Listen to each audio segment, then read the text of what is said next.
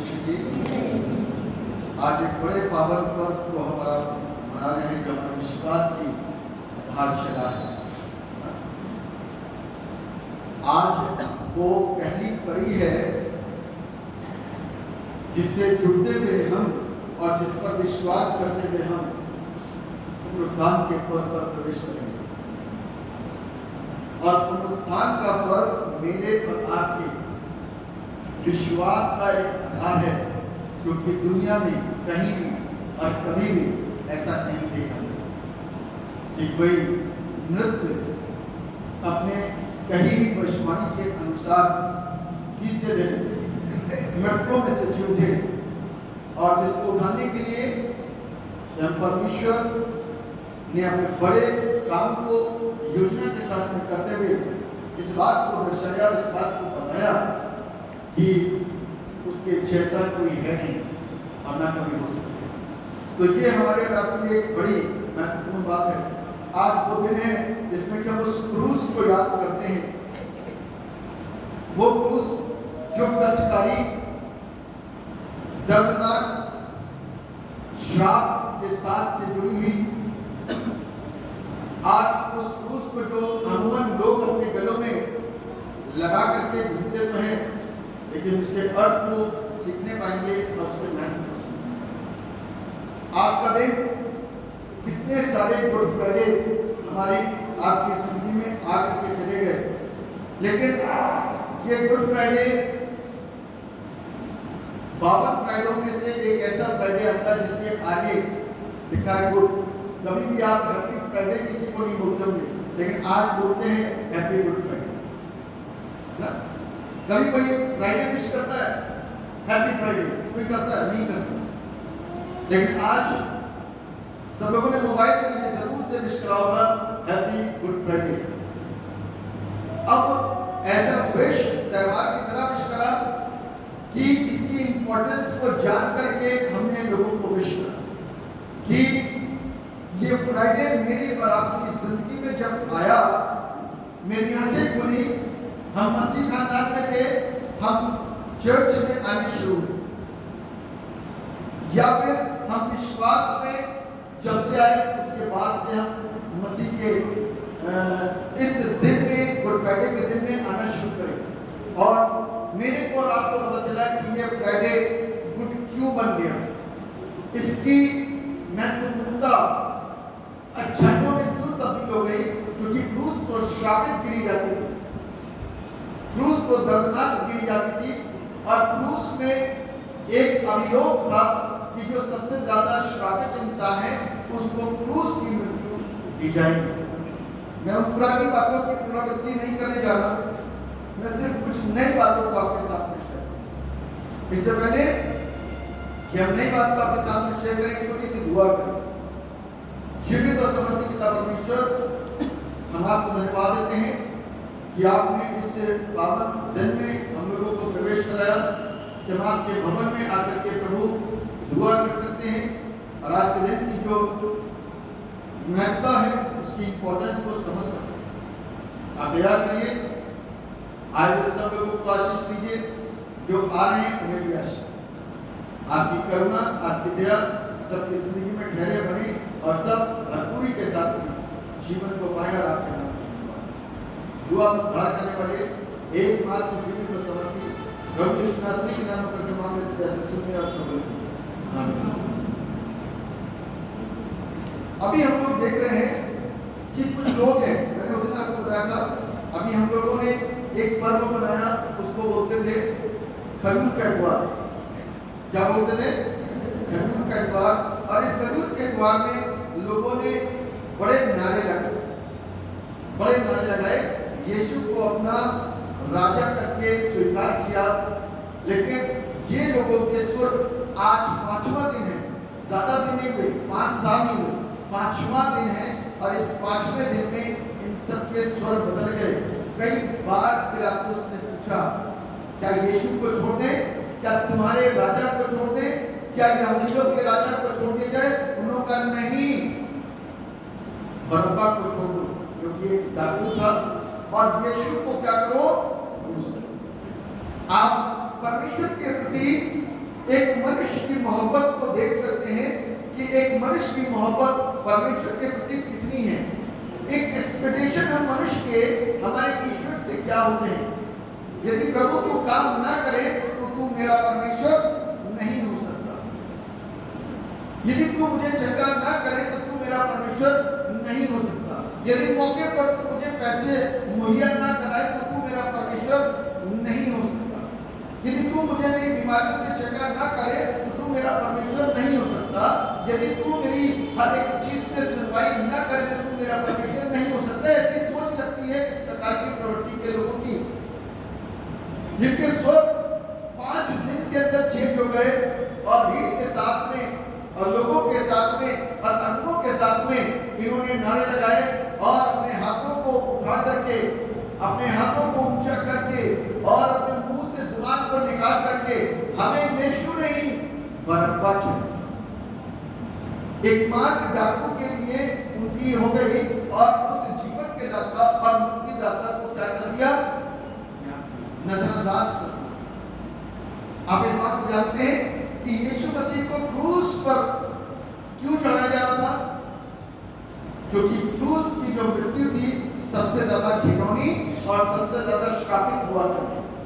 क्रूस की मृत्यु सबसे ज्यादा घिनौनी और सबसे ज्यादा श्रापित हुआ करती थी। जो सबसे ज्यादा घनघोर पाप करता था उसको क्रूस की मृत्यु दी जाती थी, जो बड़ी ही ज्यादा दर्दनाक होती थी। बाइबल में इस बात बताती है कि उस समय में हम यीशु मसीह को, इससे पहले कि फसह खाएं, यीशु मसीह को और यीशु मसीह के साथ खींचातानी होनी शुरू हो गई। कोई उधर से खींच रहा है, कोई उधर से खींच रहा है, कोई थप्पड़ मार रहा है, तो कोई कुछ कर रहा है, तो कोई मुंह पे थूक रहा है। अभी आपने बाइबल में पढ़ा, ऐसा जिक्र आया कि यीशु को इस तरीके से अपमानित किया गया, उस यीशु को अपमानित किया गया जो यीशु मसीह रोज इनके बीच में रह करके बड़े बड़े काम करता। वो यीशु मसीह जो इनके बीच में रह करके बड़े बड़े काम करता था, चिन्ह और चमत्कारों को करता था, लोगों से प्यार करता था, लोगों को अपनाता था, लोगों को गले लगाता था, उस यीशु मसीह के प्रति इनका प्यार बदल गया, इनके स्वर बदल गए, इनकी सोच बदल गई, सब कुछ चेंज हो। हमारा प्रभु यीशु, जिसको आज अपना निजात जिंदा मानते हैं और इतने अन्य विश्वास से लोग आते हैं, उन्होंने भी यीशु मसीह के द्वारा प्राप्त और देखे उन बड़े चमत्कारों को देख करके उस पर विश्वास किया। लेकिन उस समय के लोगों की बुद्धियों में ताले लगे थे, उन्हें देख पा रहे थे और ना समझ पा रहे। 5 अदालतों में लेकर के घुमाया गया और ये जो 5 अदालतें थी बड़ी इंपॉर्टेंट थी।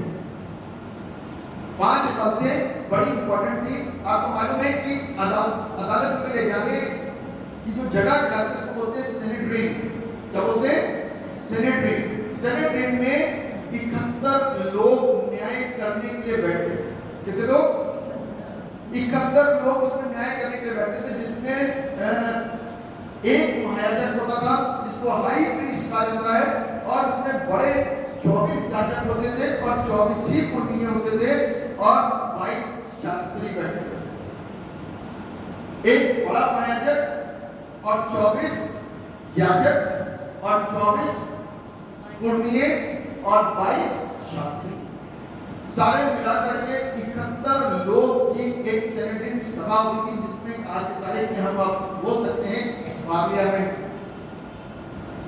जहां पर न्याय हो रहा है,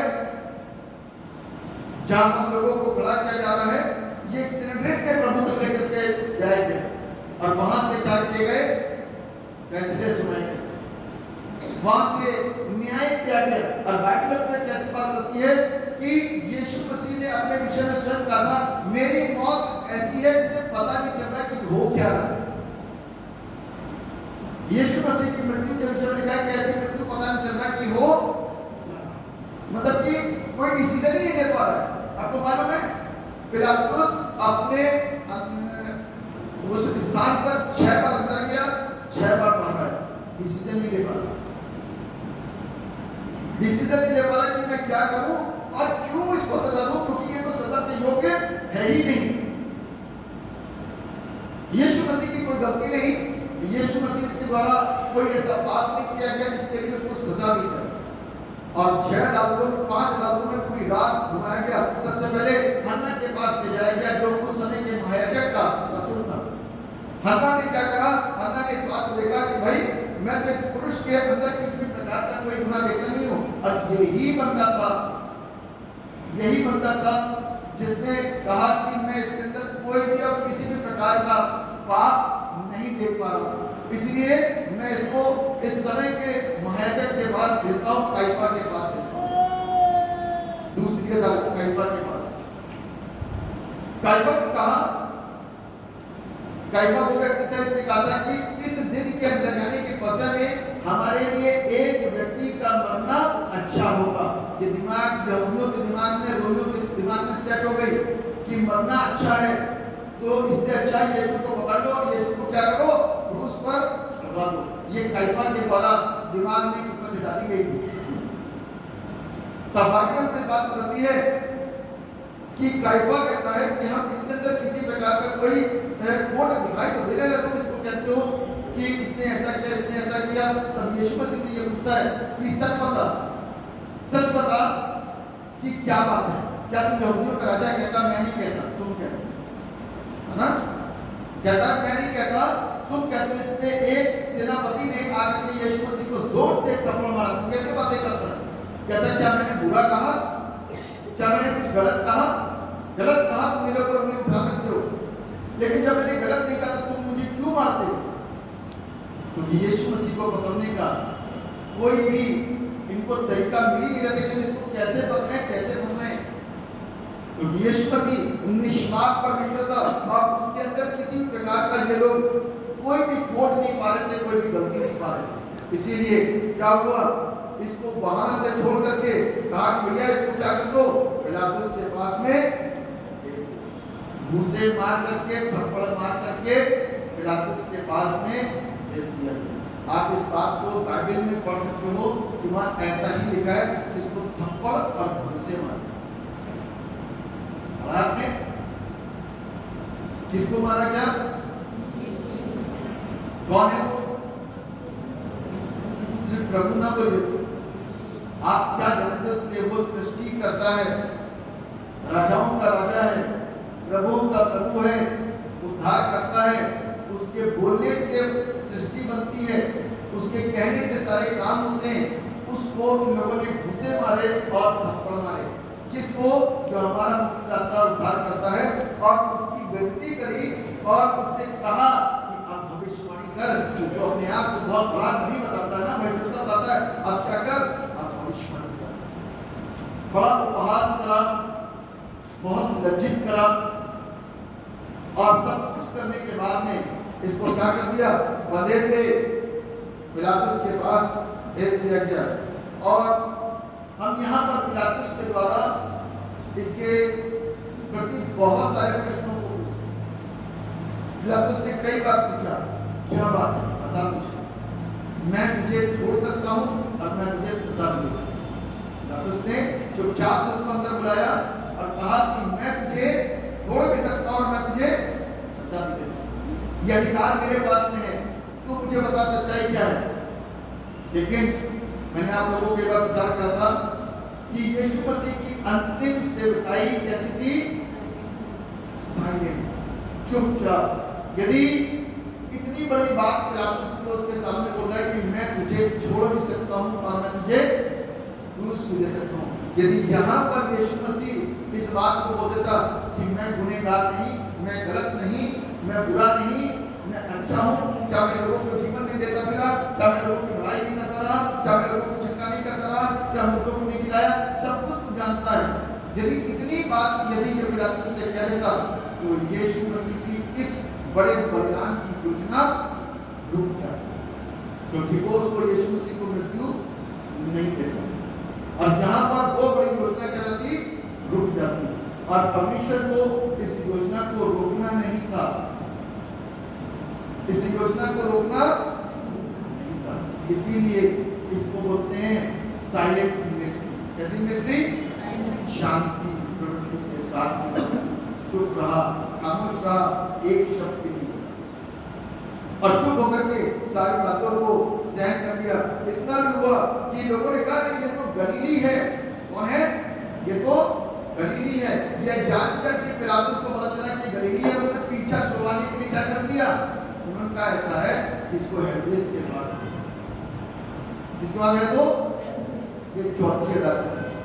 कौन सी? चौथी अदालत। इसको हेरोदेस के बाद भेजो। और यीशु मसीह को कहाँ भेजा गया? हेरोदेस के बाद। हेरोदेस यीशु मसीह के आने की चर्चा सुनते इतना खुश कि क्या बता।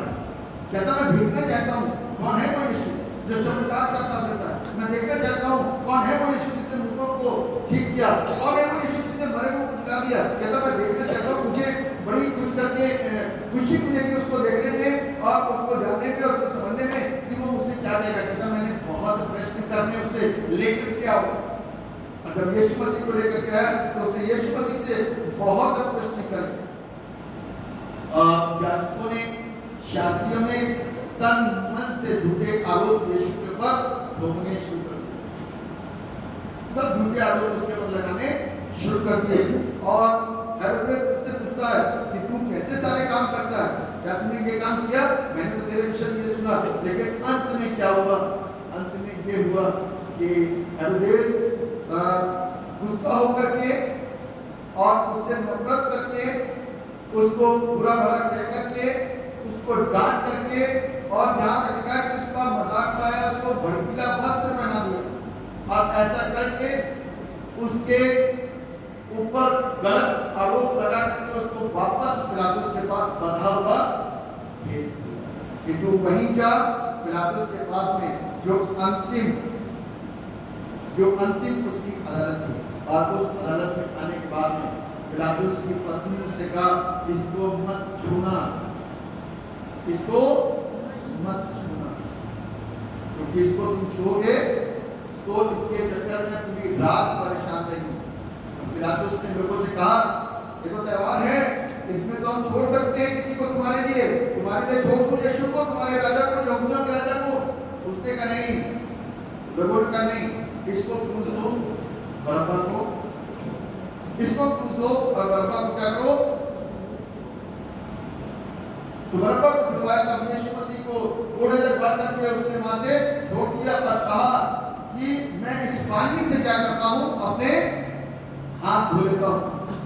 इस पानी से क्या करता हूं? अपने हाथ धो लेता हूं। और उसके बाद में क्या होगा?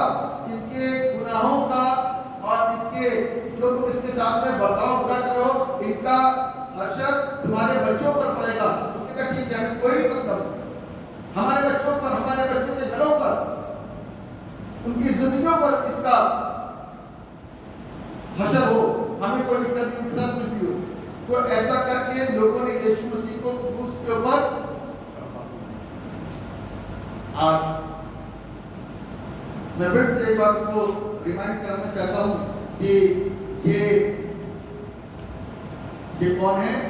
ये वही भीड़ है जिसने यीशु मसीह के लिए इस बात को बोला था कि ये हमारा राजा है और होशन्ना के नारे लगाए। लेकिन आज के नारे इतने बदल गए, आज की आवाज इतनी बदल गई, आज का स्वर बदल गया। कहीं उस दिन में आज हम तो नहीं, वो भी ऐसे ही दिख रहे होंगे, वो भी ऐसे ही दिख रहे होंगे। कहीं हम उस भीड़ में तो नहीं है। मेरे प्रियो, यीशु से इतना बैर क्यों था? यीशु मसीह से इतनी नफरत क्यों लोगों के अंदर आ गई? यीशु मसीह के प्रति उनके मन के अंदर ऐसे भाव क्यों आ गए? कोई बता सकता है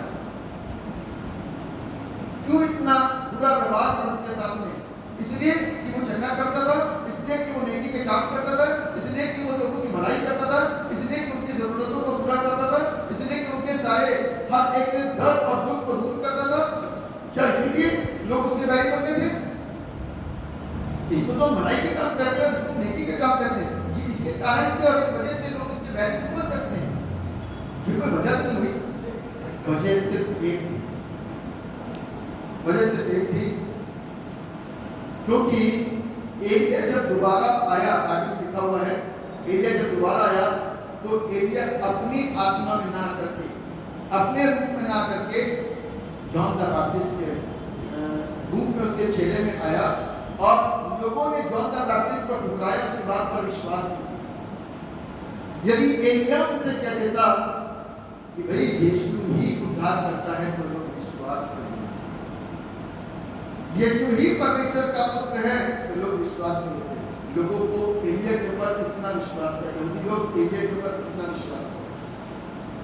अंत में क्या हुआ? ये बैरी बन गए यीशु के। यीशु की सेवकाई उनको नहीं दिखाई देती थी, यीशु के काम उनको नहीं दिखाई देते थे, यीशु के द्वारा बड़े चिन्ह चमत्कार उनको समझ नहीं आते थे। ये यीशु के बैरी बन गए और यीशु मसीह को क्या कर दिया? क्रूस पर। मेरे प्रियो, ये क्रूस जिसको आज की तारीख में हम और आप देखते हैं, हमको और आपको ये शौकियाना कई बार क्रूस हम लोग अपने गले में लगा लेते हैं, लेकिन उसके अर्थ को समझना चाहिए कि एक समय था ये क्रूस कितना ज्यादा दुख के लिए स्टार्टेड दी जाती थी। क्रॉस का सी स्टैंड फॉर कर्स, एक श्राप था, और रिजेक्शन यानी कि एक बात अलगाव था, एक बुरी दृष्टि से देखा जाता था। O stand for operation and bondage, यानी कि एक बंदी बनाने वाला व्यक्ति बन जाता था, यानी कि इतना ज्यादा उसके ऊपर प्रेशर, इतना दबाव कि उसको परेशान किया जाता था। क्रॉस जिसको दी जाती थी ना, उसके ऊपर बड़ी यातनाएं दी जाती थी। And S stand for shame, यानी कि शर्मिंदगी की बात थी वाली cross. And again second S stand for suffering, यानी कि पीड़ाओं से भरी हुई क्रॉस। लेकिन जब प्रभु यीशु मसीह को क्रूस दिया गया, तब से वो क्रूस जो है एक कॉन्फिडेंस हो गया। अनंत बात, हम क्रॉस को देखते हैं ना, पहनते हैं तो भूत इंग्लिश पिक्चर में कुछ ऐसे क्रॉस लगा दो, क्रॉस लेकर के आगे लेके जाओ तो भूत क्या होंगे? कॉन्फिडेंस आ गया क्रॉस करने के बाद में, है ना? आज क्या हो गया? कॉन्फिडेंस, और इसलिए लोग पहले थे, अन्य विश्वास के लोग आते हैं पहले से क्रॉस लगा के आते हैं। मैं काला धागा देखता हूं, मैं क्या करती क्रॉस है, पिक्चर में देखा था, आइडिया नहीं है, ये आइडिया नहीं है।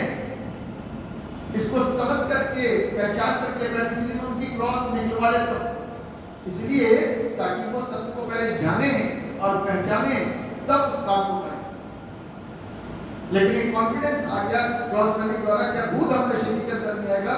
That C stand for rejoicing, cross करने से जब भूत भागेगा तो आनंद तो आएगा ही है, बुराइयां भागेगी तो आनंद तो आएगा ही है। एक खुशी, एक आनंद हमारी जिंदगी के अंदर आता है, और उसके बाद जब आनंद आता है तो हमारे जीवन के रास्ते, हमारे आत्मिक रास्ते परमेश्वर के प्रति खुल जाते हैं, क्योंकि जो रास्ता बंद हो गया था ना, वो रास्ता खुल जाता है। पिता से पुत्र ने हम सब की एक ऐसा संधि करवाई, एक ऐसा मेल मिलाप कराया इस कलवरी क्रूस के माध्यम से। तब से लेकर के आज तक हम डायरेक्ट हे बाबा और हे पिता करके प्रार्थना मांगते हैं। उसने हमको आपको क्या सिखाया मालूम है? क्या सिखाया? प्रार्थना कैसे करनी चाहिए जी? प्रार्थना कैसे करनी चाहिए? हे पिता, हम आपसे दुआ करते हैं कि इस बंदे की बीमारी यीशु के नाम से चली जाए। हम ये नहीं कहते हैं यीशु, हम आपसे दुआ करते हैं, हे पिता, हम आपसे प्रार्थना करते हैं कि इस बंदे का रोग, इसका कैंसर यीशु के नाम से चला जाए। This is the way to pray. इस तरीके से हमें प्रार्थना करनी है, तब जाकर वो प्रार्थनाएं स्वीकार की जा सकती। रास्ते खुल गए कि हम उससे परमेश्वर से बातें कर सकते हैं। Then again S stand for salvation, मेरा और आपका उद्धार उसी के द्वारा है। Then again S stand for suffering for Jesus, Yeshu के लिए कष्ट सहने वाले बन जाओगे। क्या लिए? किसके लिए कष्ट सहने वाले? यीशु के लिए। जो यीशु पर विश्वास करते हैं, कष्ट आए कि नहीं आए? जोर से बोलो ना। कैसे कष्ट आए हैं? कैसे वाले कष्ट आए? वो तो दिया आपने हाथ कष्ट है। कौन सा कष्ट है? कष्ट आते तो अपना नहीं आकर मन सा सर में दर्द आ रहा है, दुष्ट आत्मा वापस आ गई है, मकान डूबने की कगार पर आ गया है, कर्ज में पड़ गए हैं, बच्चा भाग गया है, तरह तरह की बातें। कष्ट आते तो आप इस तरह की बातें करते, अगर तो कष्ट है। ये परमेश्वर की योजना के अंदर है। जिसने आज यीशु पर क्रूस की कथा पर विश्वास किया ना, उसके ऊपर कष्ट जरूर आएगा। वो मसीह के लिए कष्टों को सहन, लोग आपको सुनाएंगे। क्या तुम प्रभु में आ गए? तो बोल सकते हो बुलंदी के साथ में, जी हाँ, मैं प्रभु में आ गया। हम बुलंदी के साथ बोल सकते हैं, वरना कुछ लोग तो मुंह छिपा छिपा करके घूमते हैं, सामना करने की हिम्मत नहीं थी। वैसे तो चर्च में आकर के बड़े थे, लेकिन परिवार समाज लोगों के बीच में उनके अंदर एक डर होता है। उसने डर दूर करा, उसने क्रॉस की इमेज बदल डाली। पहले क्रॉस स्टार्टिंग की नहीं आती थी, आज क्रॉस खुल करके पहनते हैं, कॉन्फिडेंस आ गया। पहले कर्ज था, आज कॉन्फिडेंस है। पहले रिजेक्शन था, आज रिजॉइसिंग है, आनंद है। पहले एक प्रेशर था, एक ऑपरेशन था, लोगों का दबाव रहता था, लेकिन आज ओपन डोर टू गॉड हो गया है। हमारे लिए परमेश्वर के बीच में अब कोई मध्यस्थ का एक रास्ता खुल गया है। पहले शेम थी, लज्जा की बात थी, लेकिन आज सेपरेशन हो गया है, उद्धार की बात हो गई है। पहले मेरे रब की सफरिंग की दुख था, लेकिन आज की सफरिंग यीशु के लिए है। क्या कोई यीशु के लिए उस सफरिंग को सहन करने को तैयार है? पीड़ाएं, विरोध, तरह तरह की बातें, लोग बहुत बातें करते हैं। यीशु ने थप्पड़ खाए, गुस्से खाए, पता नहीं क्या क्या खाया होगा। हम क्या तैयार हैं? हम तो हर सब तैयार करके भाभी साहब हम ठीक है, लेकिन फिर भी दुआ करो। हमारे बच्चे ठीक है, लेकिन उनके नाम की दुआ कर दो। What is this? ये क्या है? आप अभी भी काहे में जियो, गफलत में जियो। यीशु के पास नहीं हो, आप यीशु के पास आ जाओ। यीशु मसीह जिंदगी लेकर के आया, मृत्यु लेकर के नहीं आया। मृत्यु उनके लिए है जो शैतान को मानते हैं, जीवन उनके लिए है जो यीशु पर विश्वास करते हैं और उसकी बातों पर विश्वास करते हैं। क्रूस मेरे और आपके लिए आज दुख नहीं है, क्रूस मेरे और आपके लिए एक आनंद की बात है, क्योंकि यीशु मसीह ने उस क्रूस की वैल्यू बदल डाली। आमीन। उसकी वैल्यू यीशु मसीह के लटकने से पहले दूसरी की नहीं जाती थी, लेकिन यीशु मसीह जब से उस क्रूस पर लटकाया गया तब से क्रूस की वैल्यू बदल गई। आमीन। यदि आप हमारा विश्वास करते हैं अपने जीते परमेश्वर पर, तो अवश्य है एक आनंदित और एक आशीषित जीवन को जिएंगे और परमेश्वर के नाम को धन्यवाद। क्रूस हमको समझनी है, यीशु मसीह के साथ क्या क्या हुआ वो मैंने बड़े संक्षिप्त में आपको समझा दिया। इसको समझना है, इसको सीखना है और तब अपने जीवन को प्रभु में आगे बढ़ाना। परमेश्वर आप सबको आशीर्वाद दुआ। सर्वशक्तिमान परमेश्वर, धन्यवाद देते हैं आपके तमाम आशीषों के लिए, बरकतों के लिए जो आपने हम सबों को दी। प्रभु आपका धन्यवाद, अपनी करुणा और अपनी दया को प्रभु हमारी जिंदगी में बनाया। इसलिए